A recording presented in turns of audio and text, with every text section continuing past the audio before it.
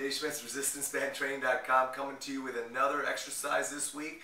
We're going to go through resisted pillars. You know, the trunk, lower abdominals are designed to be stabilizers first. For most part, everybody knows that. But yet, when I still go into places, and especially in my high schools, I see kids working on, sit-ups and crunches and all that stuff. And you know what? Frankly, I feel it's a waste of time. I just feel it's not what the lower abdominals do, so why are we training it? Instead, what we've got to do is we've got to start teaching the lower abdominals, first of all, how to isometrically stabilize. Then we got to move them into becoming more reactive and get the trunk kicking in on the fly, or becoming a reactive stabilizer. We'll talk about that another day, but today what I want to do is I want to take you through resisted pillars, all four directions, so you can see how the band is placed on the hips and the trunk and how it becomes an activator of those muscles. Yeah, the band, as I always tell you, is a proprioceptive stimulator. It tells your body what muscles to engage because of the pressure that it puts against your body.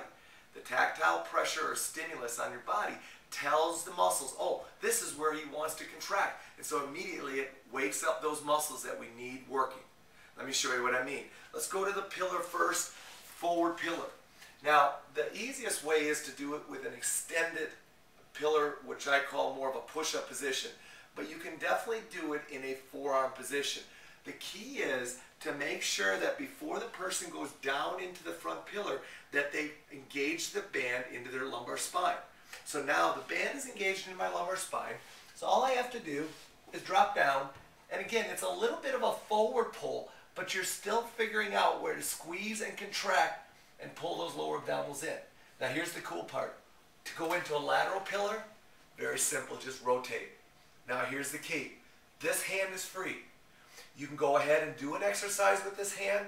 My preference is when you first start out, lock it onto that wrist, let this hand be free, and teach the person how to really go ahead and lock themselves in a nice sagittal plane. Okay, so the lower abdominals are working here, but we're in a very nice straight plane here. Now when you switch, very easy. Take the band out. All you have to do is go underneath, rotate, and you're right back onto the other side doing the exact same exercise. How cool is that? You don't even have to touch the ground.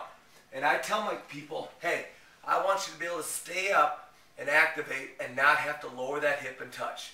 Now, if you want to become a little bit more involved, a couple exercises you can come off of this is you can start doing some lateral raises and engaging against that band and squeezing it. Those are some nice little drills to go ahead and really make that lower abdominal lateral trunk have to work.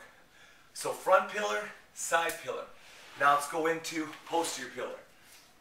Very easy. You're going to take the orange band, you're going to put it across what we call your ASIS. Those are your hip bones, so that when the band hooks on, it'll literally hook onto those ASIs, but also that's where you want to create the pressure. Okay? So now the hands are back, shoulder blades are squeezed, and it's an easy push up and hold stabilization. Eyes are up, hips are up, feet are pulled back, and you're locking in. You touch, and then you go back up again. Now, if you want to go unilateral, you keep the band there. I like going up, and then I bring the knee to my chest and hold. Put it back down, hold, hips up, knee to my chest. Excellent. So there you have your four-way isometric pillar. You can add a little bit of mobility in with it, but you know what?